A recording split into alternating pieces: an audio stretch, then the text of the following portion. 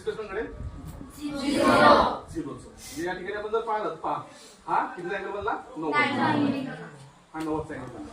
90 मध्ये जर समजा मी याला ओढायचा प्रयत्न केला हा पुढे येईल का नाही मागे जाईल का नाही म्हणजे हा वस्तू जागची हलेल का नाही ही वस्तू जागची हलत नाही याचा अर्थ या ठिकाणी डिस्प्लेसमेंट किती घडलं 0. फोर्स जरी लावला पण डिस्प्लेसमेंट घडलंच नाही अशा वेळेस वर घडलं का नाही वर घडलेलं नाही. तिसरी परिस्थितीमध्ये आपण काय म्हणू शकतो की या ठिकाणी जर समजा आपण 180 चा अँगल बनवला हा झाला 90 हा झाला परत 90 अशा वेळेस जर मी फोर्स लावला आता मी फोर्स इकडे लावू शकतो का नाही तो विचार करा जनरली आपण फोर्स इकडे लावू शकतो की मागे लावू शकतो मागे जेव्हा फोर्स लावतो त्यावेळेस ही वस्तू मागे झालेली आहे. मग अशा वेळेस जो थिटा आहे थिटाची किंमत अँगल किती बनला 180 त्यावेळेस किंमत किती राहील -1 जर असेल तर अशा वेळेस या ठिकाणी फोर्स पुढे होईल की मागे सॉरी डिस्प्लेसमेंट पुढे होईल की मागे होईल मागे.